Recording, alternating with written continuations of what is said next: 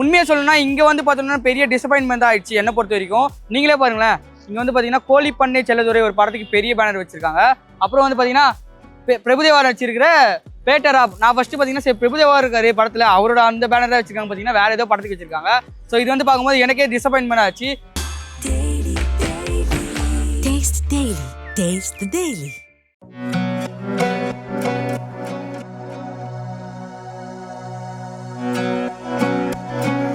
Reflect நேயர்களுக்கு வணக்கம். நம்ம வந்து இப்போ எங்கே இருக்கோம் பார்த்தீங்கன்னா நம்ம சென்னையில் இருக்க கமலா சினிமாஸில் தான் இருக்கோம். எதுக்காக பார்த்தீங்கன்னா நம்ம கோட் படத்தோட செலிப்ரேஷன்லாம் எப்படி இருக்குது, ரசிகர்கள் வந்து எப்படி ஏற்பாடு பண்ணுறாங்கன்றதை பார்க்க வந்திருக்கோம். தமிழ்நாட்டில் வந்து பார்த்தீங்கன்னா ஃபர்ஸ்ட் ஷோ வந்து 12 மணிக்கு வந்து அலோவ் பண்ணியிருக்காங்க. ஸோ அப்படி பார்த்தீங்கன்னா இப்போ டைம் வந்து 9 ஆகுது, இன்னும் 12 ஹவர் இருக்குது செலிப்ரேஷனுக்கு. ஸோ அதை வந்து கமலா சினிமாஸில் எப்படி இருக்குது, ரசிகர்கள் வந்து எந்த அளவுக்கு ஏற்பாடு பண்ணியிருக்காங்கன்றதை பார்க்க வந்திருக்கோம். ஸோ பார்த்தீங்கன்னா வந்து இப்போ தான் வந்து கட் அவுட்லாம் வச்சுட்டு இருக்காங்க. உண்மையை சொல்லணும்னா இங்கே வந்து பார்த்தோம்னா பெரிய டிசப்பாயின்மெண்ட் தான் ஆயிடுச்சு என்னை பொறுத்த வரைக்கும். நீங்களே பாருங்களேன், இங்கே வந்து பார்த்தீங்கன்னா கோழிப்பண்ணை செல்லதுரை ஒரு படத்துக்கு பெரிய பேனர் வச்சிருக்காங்க. அப்புறம் வந்து பார்த்தீங்கன்னா பிரபுதேவா வச்சிருக்கிற பேட்டரா, நான் ஃபர்ஸ்ட் பார்த்தீங்கன்னா சரி பிரபுதேவா இருக்காரு படத்தில், அவரோட அந்த பேனர் தான் வச்சிருக்காங்க. பார்த்தீங்கன்னா வேற ஏதோ படத்துக்கு வச்சிருக்காங்க. ஸோ இது வந்து பார்க்கும்போது எனக்கே டிசப்பாயின்மெண்ட் ஆச்சு. ஸோ இந்த சைடு வந்து பார்த்தீங்கன்னா விமல் சாரோட போகும் இடம் வெகு தூரம் இல்லை அப்படின்ற ஒரு படத்தோட பேனர் வச்சிருக்காங்க. இதெல்லாம் பார்க்கும்போது எனக்கே வந்து நியூட்ரல் ஃபேனாக எனக்கே வந்து டிசப்பாயின்மெண்ட் ஆயிடுச்சு. இது தளபதி ரசிகர் வந்து எப்படி ஏற்றுப்பாங்க தெரியல, இல்லை இதுக்கு மேலே தான் வைக்க போகிறாங்களா தெரியல. ஏன்னா 12 மணி நேரம் இருக்கல இன்னும். ஸோ இனிமேல் தான் ஏற்பாடு பண்ண போகிறாங்க தெரியல. ஆனால் இப்போ இருக்கிற நிலவரம் படி ரொம்ப டிசப்பாயின்மெண்ட் தான் நான் வந்ததுக்கு. ஸோ ரோகிணி பார்த்தீங்கன்னா ஓரளவுக்கு சூப்பராகவே பண்ணியிருந்தாங்க. க்ரௌட் மட்டும் தான் இல்லை, ஸோ போக போக வந்துடும். பட் இங்கே வந்து பார்த்தீங்கன்னா க்ரௌடும் அவ்வளோ இல்லை, கவுண்டர்லேயும் ஆள் இல்லை. என்ன நிலவரன்றது தெரியல, நான் உங்களுக்கு வந்து கேட்டு அப்டேட் பண்ணுறேன். ஸோ டிக்கெட் வந்து தராங்களா எப்படின்றது எதுவுமே தெரியல. பட் க்ரௌடும் இல்லை, செலிப்ரேஷனும் இன்னும் எதுவுமே ஆரம்பிக்கல. ஸோ கமலா சினிமாஸை பொறுத்த வரைக்கும் இப்போ இருக்கிற இதை பற்றி பார்த்தீங்கன்னா டிசப்பாயின்மெண்ட் தான் இருக்குது. உள்ள போய் என்னென்ன எப்படின்றத ரசிகர்கிட்ட கேட்டு தெரிஞ்சுக்கலாம் வாங்க.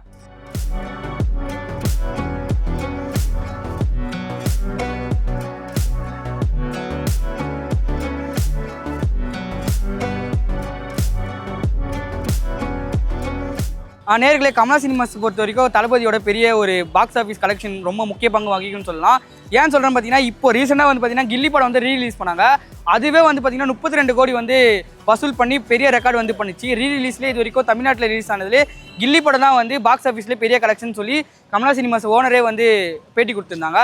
ஸோ அப்படி இருக்கிறப்ப இப்போ வந்து கோட் படம் வந்து பார்த்தீங்கன்னா பிரம்மாண்டமாக ரிலீஸ் ஆக போகுது. அப்படி பொறுத்த வரைக்கும் அந்த ஐப்பில் இருக்கிற வரைக்கும் இப்போ செலிப்ரேஷன் வந்து பார்த்தீங்கன்னா ரொம்ப கம்மியாக இருக்குது. அது என்ன காரணம் தெரியல.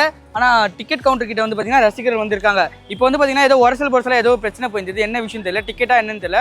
நம்ம அது வந்து தெரிஞ்சு கேட்டுக்கலாம். பட் இப்போ பொறுத்த வரைக்கும் செலிப்ரேஷன்றது ரொம்ப கம்மியாக இருக்குது. ஆனால் கமலா சினிமாஸை பொறுத்த வரைக்கும் எப்பவுமே தளபதிக்கு வந்து பாக்ஸ் ஆஃபீஸில் பெரிய முக்கிய பங்கு வகிக்கும். ஏன்னா ரீசெண்டாக நீங்கள் பார்த்த கில்லிலே தெரிஞ்சிருக்கும். அப்படி பார்த்த வரைக்கும் கோட்ன்றது பெரிய ரெக்கார்ட் பண்ணும்.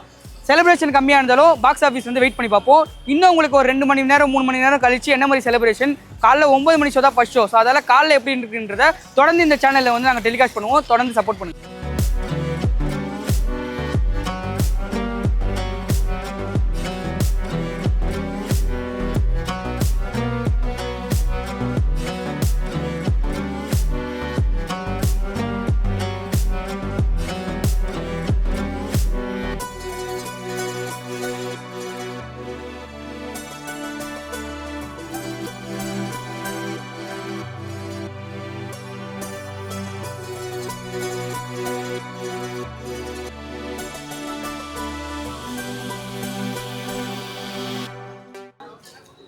மக்களே வந்து பார்த்தீங்கன்னா இப்போ கவுண்டருக்குள்ளே வந்து விட மாட்டாங்க, ஏன்னு தெரியல.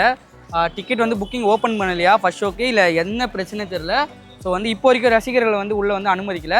அது என்ன விஷயம் தெரியல. போக போக எனக்கு தெரிஞ்சு இன்னும் டைம் இருக்குனால அனுமதிப்பாங்களான்னு நினைக்கிறேன். பட் இப்போ வரைக்கும் ஸ்டில் வந்து எந்த கவுண்டர் வந்து ஓப்பன் பண்ணலை. 9 மணி ஷோக்கு வந்து இன்னும் கவுண்டர் ஓப்பன் பண்ணல. ஸோ இதான் இப்போ இருக்க அப்டேட்.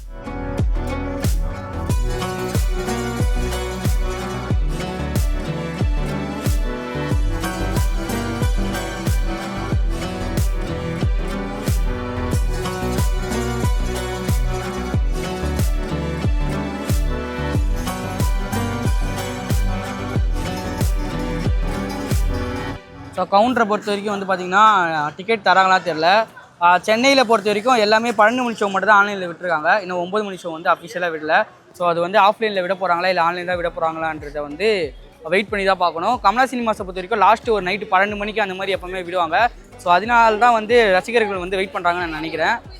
ஸோ இனிமேல் தான் வந்து பேனர்லாம் ரெடி பண்ணுறாங்க என்னவோ தெரில. ஏன்னா இத்தனை வருஷம் வந்து நம்ம தளபதி படம் வந்து 4 மணி ஷோலாம் ரெடி பண்ணனால நைட்லேருந்து செலிப்ரேஷன் பார்த்துருக்கோம். ஸோ இந்த வருஷம் வந்து பார்த்தீங்கன்னா காலைல 9 மணிக்குனால கொஞ்சம் டிலேவாக இருக்குன்னு நினைக்கிறேன். ஸோ நம்ம வெயிட் பண்ணி எல்லாத்தையும் நம்ம செலிப்ரேஷன்றதை எல்லாரையும் கவர் பண்ணி போடலாம்.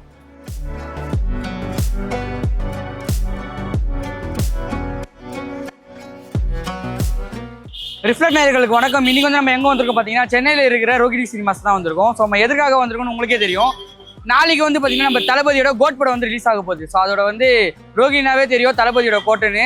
ஸோ அதோட வந்து எப்படி ஏற்பாடுலாம் பண்ணியிருக்காங்கன்றதை நம்ம பார்க்க வந்திருக்கோம். வாங்க உங்களுக்கு காட்டுறோம்.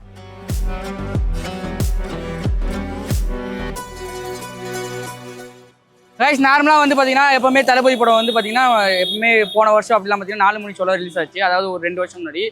இப்போ வந்து பார்த்தீங்கன்னா நம்ம தமிழ்நாடு அரசு வந்து 9 மணிக்கு தான் அனுமதி கொடுத்துருக்காங்க. ஸோ அதனால வந்து பார்த்தீங்கன்னா இப்போ மணி வந்து பார்த்தீங்கன்னா ஒரு 8 மணி ஆகுது.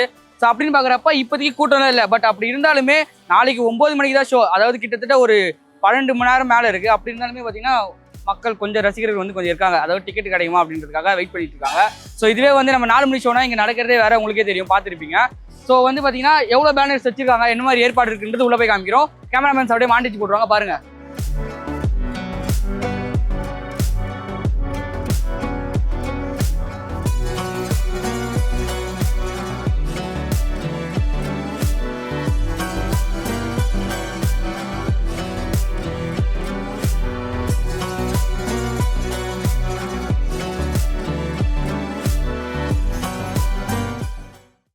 மக்களை இப்போ வந்து பார்த்தீங்கன்னா நம்ம எங்கே இருக்கும் பார்த்தீங்கன்னா ரோகிணி சினிமாஸோட பார்க்கிங்கில் இருக்கும். ஸோ இது வந்து ரொம்ப பெரிய பார்க்கிங் சொல்லலாம். சென்னையில் இருக்க தேட்டரில் இதுவும் பெரிய பார்க்கிங் சொல்லலாம்.